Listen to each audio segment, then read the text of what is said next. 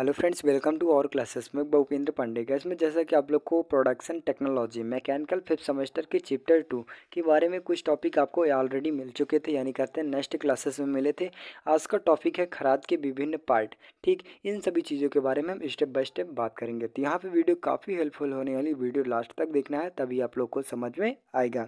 तो यहाँ पर जैसा कि आप स्क्रीन के माध्यम से देख पा रहे हैं, लेथ मशीन। ठीक, यानी हम कह सकते हैं यहाँ पे खराद मशीन है। ठीक, खराद मशीन है और खराद मशीन में जो भी मुख्य पार्ट्स होते हैं, यहाँ पे सारी चीज़ें दिखाई गई हैं। और यहाँ पे आगे मैं नेक्स्ट यानी कह सकते हैं आगे दिखाऊंगा डिफिनीशन के माध्यम से इसका कार्य क्या होता है। ठीक, यहाँ पे जैसा कि आप लोग को हेड स्टॉक देख पा रहे हैं, यहाँ पे से यहाँ तक इतना पार्ट्स क्या होता है आपका हेड स्टॉक के अंतर्गत आ जाता है। वहीं पे जो आपका इतना पार्ट्स होता है टेल स्टॉक के अंतर्गत आता है। ठीक, और यहाँ पे जितना हेड स्टॉक और टेल स्टॉक किस पे फिक्स की जाती है, तो वे एक बेड पर फिक्स की जाती है। वहीं पे लीड स्क्रू क्या होता है कि जो आपका यहाँ पे कैरेज वगैरह हो जाती है, कैरेज वगैरह लीड स्क्रू पर के आधारित पर ही चलाई जाती है।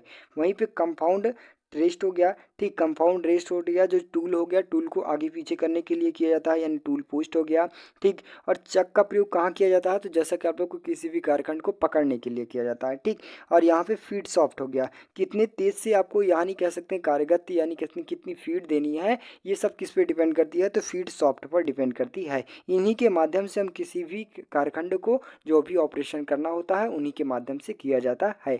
यहाँ पे इतना तो आपको पता हो गया कि यहाँ पे जितने भी पार्ट्स दिखाए गए ये सब क्या होते हैं, खराद के विभिन्न पार्ट होते हैं। अब यहाँ पे मुख्य पार्ट्स कौन कौन से होते हैं और यहाँ पे डिफिनीशन के माध्यम से देखेंगे। तो डिफिनीशन जैसा कि आप स्क्रीन के माध्यम से देख पा रहे हैं कि खराद के विभिन्न भाग एवं उनके कार्य। ठीक, ये मुख्य रूप से यहाँ पे आप लोग को 5 भाग होते हैं। कौन कौन से होते हैं, तो अब बेड होता है यानी आधार होता है, और हेड स्टॉक होता है, टेल स्टॉक होता है, वहीं पे कैरीज होता है, और वहीं पे फीड मैकेनिज्म होता है। ठीक, यहाँ पे आपको 5 पार्ट यानी खराद मशीन के 5 पार्ट मोस्ट इंपॉर्टेंट होते हैं। और जो एग्जाम के बेस पे कह सकते हैं, यहाँ पे अगर एग्जाम के बेस पे क्वेश्चन भी आता है कि खराद के मुख्य भाग कौन कौन से होते हैं, तो आपको केवल इन्हीं पाँचों को दर्शाना है। बाकी जो भी बहुत से पार्ट लगे होते हैं, तो इन सभी चीज़ों को ये मुख्य पार्ट नहीं होते हैं, बल्कि अगर इन पांचों पार्टों के आधार पर जो भी ऑपरेशन करना होता है इन पांचों पर ही आधारित होता है। यहाँ पे सबसे पहले आता है आधार यानी बेड। बेड क्या होता है, जैसा कि आप स्क्रीन के माध्यम से डिफिनीशन के माध्यम से देखेंगे, तो डिफिनीशन क्या कहता है कि आधार खराद का बेस या नींव है, या विक्षेपण और कंपन का विरोध करने के लिए एक टुकड़े में बनाई गई है, भारी और कठोर ढलाई है। यह अन्य सभी भागों को शीर्ष स्टॉक, टेल स्टॉक, कैरिज इत्यादि को सपोर्ट करता है। यानी कह सकते हैं जो आपका हेड स्टॉक हो गया, टेल स्टॉक हो गया, टूल पोस्ट हो गया। ठीक, जो कैरिज वगैरह होती है किस पर डिपेंड करती है, किस पर फिक्स की जाती है, तो एक बेड पर फिक्स की जाती है, और जो कि आपका ये ढलवा लोहा वगैरह का बनाया जाता है। ठीक, और ये काफ़ी मजबूत होती है और काफ़ी वजन होता है, क्योंकि जो भी कंपन वगैरह होती है ना, एक बेड पे ही यानी कह सकते हैं जो बेड होता है आपका खराद मशीन का, उसी को ही सोखने के लिए किसका प्रयोग करते हैं, तो बेड वगैरह का प्रयोग किया जाता है। ठीक, और वहाँ पे जितने भी पार्ट होते हैं उनको सहारने के लिए यानी कह सकते हैं फिक्स करने के लिए हम बेड का प्रयोग करते हैं टेल स्टॉक में, यहाँ पे खराद मशीन में। वहीं पे नेक्स्ट टॉपिक आता है तो शीर्ष शीर्ष स्टॉक यानी कह सकते हैं हेड स्टॉक क्या होता है। हेड स्टॉक जहाँ पे जैसा कि आप इस फिगर के माध्यम से देखें, यहाँ पे जैसा कि आप लोग को बताया गया है हेड स्टॉक। हेड स्टॉक जैसा कि आप लोग को यहाँ पे बताया गया, जो भी आपका गियर वगैरह होता है, ठीक, गियर वगैरह होता है, उनको एक प्रकार से किस प्रकार से वहाँ पे फीड कर देना है, ठीक, इनके माध्यम से ऑन ऑफ को किया जाता है। तो यहाँ पे किस में आधारित होता है, तो हेड स्टॉक के पास ही होता है। ठीक, और उसमें कारखंड वगैरह चक के माध्यम से आधारित करने पकड़ने के लिए भी प्रयोग किया जाता है हेड स्टॉक में।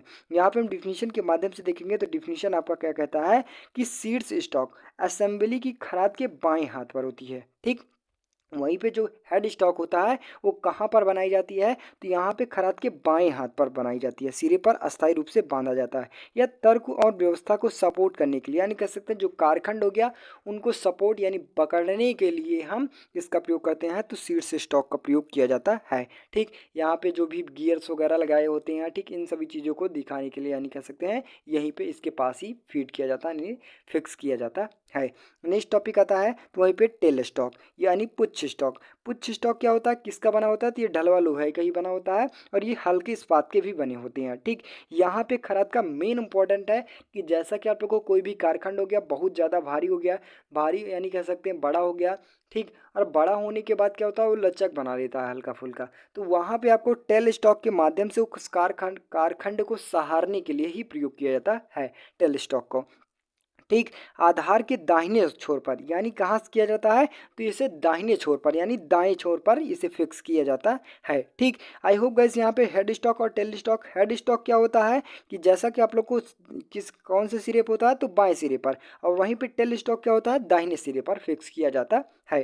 ठीक, दोनों का कार्य एकदम इजी ढंग से समझ में होगा। नेक्स्ट टॉपिक आता है तो कैरीज हो गया। अब कैरीज का क्या मतलब होता है, जैसा कि आप फिगर के डिफिनीशन के माध्यम से देखेंगे, डिफिनीशन आपका क्या कहता है, इसे शीर्ष स्टॉक या फिर टेल स्टॉक के बीच में रखा जाता है, या कर्तन औजार को नियंत्रित एवं सपोर्ट करता है, या आधार के पथ पर चल सकता है और इसका उद्देश्य कर्तन औजार को पकड़ने या उसे अनुदैर्ध्य या ब्रॉस फीड प्रदान करता है।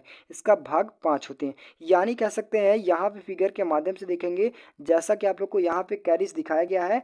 ठीक, ये आपका जितने भी पार्टेज लगे होते हैं, यहाँ पे जितने भी पार्टेज हैं ये किस पे फिक्स किए गए हैं, तो कैरीज पर फिक्स किए गए। वहीं पे स्पेंडल वगैरह हो गया, ठीक, यहाँ पे लीड स्क्रू वगैरह, लीड स्क्रू के माध्यम से ही यानी जो भी आपका कैरिज होता है आगे पीछे मूव कराया जाता है। इन्हीं के माध्यम से जो टूल वगैरह टूल पोस्ट वगैरह होती हैं, ठीक, ऑपरेशन किए जाते हैं कैरिज के माध्यम से। ठीक, नेक्स्ट आता है वहीं पे, जैसा कि आप डिफिनीशन के माध्यम से देखे हैं, और कैरिज एक निम्नलिखित प्रकार के होते हैं।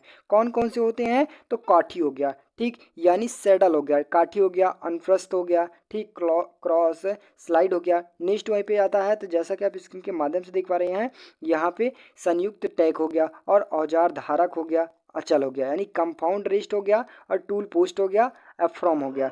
ठीक, यहाँ पे जैसा कि आप फिगर के माध्यम से देख पा रहे हैं, यहाँ पे जितने भी टॉपिक दिखाए गए हैं, पहले हम डिफिनीशन कंप्लीट करने के बाद आपको सभी टॉपिक को एकदम पूरा विधवा सेटिंग से बताएंगे, खराद मशीन में जो भी मोस्ट इंपॉर्टेंट टॉपिक होते हैं। ठीक, वहीं पे नेक्स्ट वहीं पे आता है, तो जैसा कि अब फीड मैकेनिज्म हो गया। फीड मैकेनिज्म का क्या होता है कि यहाँ पे जो भी कारखंड ऑपरेशन किए जाते हैं उन्हें किस तरह से ऑपरेशन करना है, यानी कितने फीड पर कितने गति पर उसे चलाना है, वो किसके माध्यम से नियंत्रित किया जाता है, तो फीड मैकेनिज्म के माध्यम से नियंत्रित किया जाता है। ठीक, यहाँ पे डिफिनीशन के माध्यम से देखेंगे, डिफिनीशन आपका क्या कहता है, कार्य के सापेक्ष कोई भी औजार की गति फीड कहा जाता है। ठीक, वहीं पे जो औजार हो गया उसकी कितनी भी गति पर फीड किया जाएगा उनको यह क्या कहलाता है, फीड मैकेनिज्म के आधारित पर किया जाता है। ये निम्नलिखित 3 प्रकार के होते हैं। फर्स्ट आता है तो अनुदैर्ध्य, अनुदैर्ध्य मैकेनिज्म यानी प्रभरण हो गया, फीड मैकेनिज्म हो गया, अनुप्रस्थ हो गया, और कोणीय प्रभरण हो गया।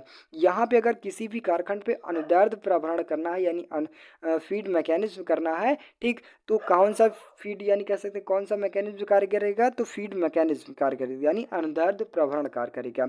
वहीं पे अनुप्रस्थ पे किया जाएगा तो फीड क्रॉस किया जाएगा। ठीक, वहीं पे एंगुलर फीड कोणीय विस्थापन पर, ये क्या होता है कि यानी जिस प्रकार से आपका कार्यखंड हो गया, ठीक, कारखंड पे जिस प्रकार से ऑपरेशन करना है होता है, यानी 3 प्रकार से किया जाएगा, या फिर अनुदैर्ध्य किया जाएगा, या फिर अनुप्रस्थ किया जाएगा, या फिर कोणीय किया जाएगा।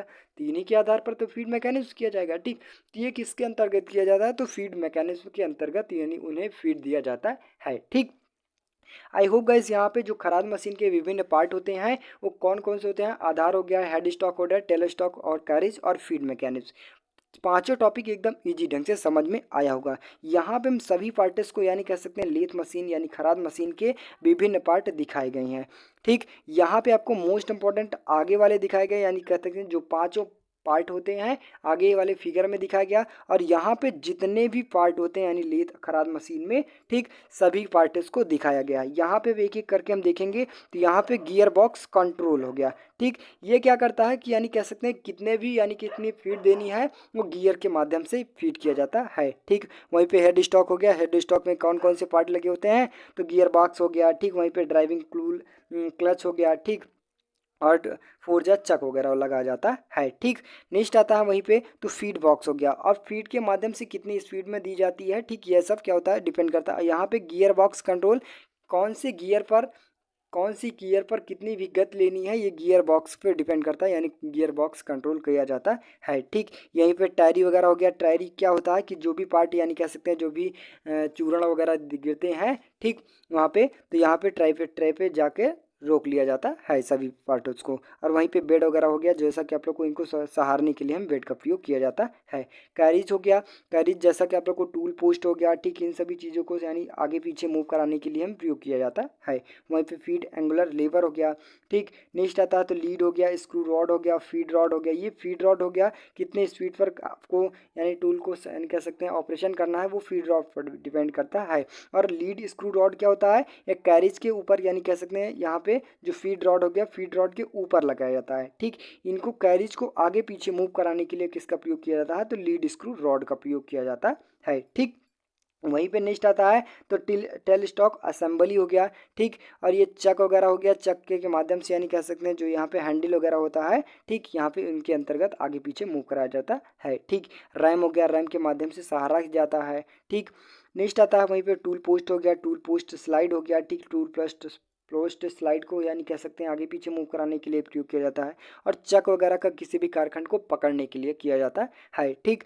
आई होप गाइस यहाँ पे आप लोग जितने भी पार्ट्स बताए गए यानी खराद मशीन के विभिन्न पार्ट हैं, सभी को एकदम इजी ढंग से समझ में आया होगा, ठीक। अगर आप लेथ मशीन यानी कह सकते हैं खराद मशीन को अगर किसी भी एंगल पर देखते हैं तो आई होप कि आप कोई भी पार्ट बताने की ज़रूरत नहीं होती है, कि आप लोग को खुद ही इतने विधिवत से ढंग से बता दिया गया।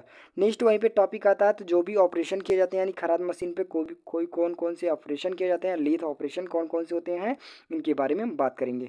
वहीं पे फर्स्ट आता है तो साधारण खरादन हो गया। अब किसी भी कारखंड में अनावश्यक पदार्थों को काटने के लिए भी लेथ मशीन यानी खराद मशीन का भी प्रयोग किया जा सकता है। ये भी एक ऑपरेशन किया जाता है खराद मशीन पर। नेक्स्ट आता है तो सोपनी खरादन। सोपनी खरादन किसके अंतर्गत आता है, तो जैसा कि आपको पता ही होगा कि यहाँ पे कि विभिन्न प्रकार की यानी कह सकते हैं, ठीक। यहाँ पे कहने का मतलब है स्टेप खरादन के, जैसा कि आप लोग को गियर वगैरह हो गया, ठीक। यहाँ पे ठीक एक करने के बाद आपको यहाँ से बता दिया गया और बनाने के बाद यहाँ से इतना बना दिया गया, फिर उसके बाद ये क्या, ये सब किसके अंतर्गत आते हैं, तो स्टेप टर्निंग के अंतर्गत आ जाते हैं, ठीक। इतने लेबर पर यहाँ से इतनी जितनी भी इसकी डिस्टेंस है, फिर उसके बाद जो भी ऑपरेशन ऊपर वाला ऑपरेशन किया जाएगा तो उतनी ही डिस्टेंस जितनी भी इसकी लंबाई और ऊंचाई और जितनी चौड़ाई रहेगी उतनी ही चौड़ाई ऊपर वाले भी पार्टिस में। इन सभी चीज़ों को यानी कह सकते हैं ये सभी पार्टिस के ऑपरेशन करने के लिए हम किसका प्रयोग करते हैं, तो सोपनी खरादन। यानी ये ऑपरेशन क्या कहलाता है आपका, सोपनी खरादन कहलाता है। वहीं पे फर्स्ट फलकन हो गया, फेसिंग किसी भी कारखंड की फेसिंग करने के लिए यानी सफाई करने के लिए भी प्रयोग किया जाता है। खांचा बनाने के लिए, ग्रूविंग करने के लिए, ठीक, वहाँ पे इसका भी ऑपरेशन किया जाता है खराद मशीन पे। और पृथक्करण किसी भी कारखंड को काटने के लिए भी खराद मशीन पर प्रयोग किया जाता है। नेक्स्ट आता है टेपर्ड खरादन हो गया। किसी भी कारखंड में किसी भी टेपर एंगल पर यानी कह सकते हैं किसी भी एंगल पर भी खरादन किया जा सकता है, ठीक। वो भी आपका क्या ऑपरेशन कहलाता है, तो टेपर खरादन कहलाता है। और उत्केंद्रण खरादन क्या होता है, उत्केंद्रण खरादन का मतलब जैसा कि आप लोग को सॉफ्ट वगैरह बनाना होता है, ठीक, अलग अलग ढांचों के बेस पे, ठीक। इन सभी चीज़ों को यानी कह सकते हैं आपको जैसा कि आप लोग को बताया गया था ऑटोमोबाइल में जो सॉफ्ट वगैरह लगाई नहीं जाती हैं, ठीक, इन सभी चीज़ों के लिए यानी बनाया जाता है, किसके अंतर्गत आता है, तो उत्केंद्रण खरादन के अंतर्गत आ जाता है, विभिन्न प्रकार की डिजाइन बनाने के लिए। वहीं पर ड्रिलिंग हो गया, ठीक। और परिवेधन हो गया, रीमिंग हो गया। और वहीं पे चूड़ी काटने के लिए भी खराद मशीन का प्रयोग किया जाता है। और टर्निंग फॉर्म टर्निंग का मतलब क्या होता है कि विभिन्न प्रकार की डिजाइनिंग करने के लिए भी किया जाता है, ठीक। यहाँ पे बोरिंग हो गया, ठीक। यहाँ पे इन सब के लिए माध्यम से केस का प्रयोग किया जाता है, तो प्रारूप खरादन यानी फॉर्म टर्निंग के अंतर्गत किया जाता है, ठीक। आई होप गाइस यहाँ पे आप लोग को जितने भी ऑपरेशन बताए गए, यहाँ पे एक खराद मशीन की यानी खराद ऑपरेशन किए जाते हैं, ठीक। आई होप गैस यहाँ पे जितने भी टॉपिक बताए गए एकदम इजी ढंग से समझ में होगा। तो बस गैस आज के लिए इतना ही, मिलते हैं नेक्स्ट वीडियो में, तब तक के लिए जय हिंद।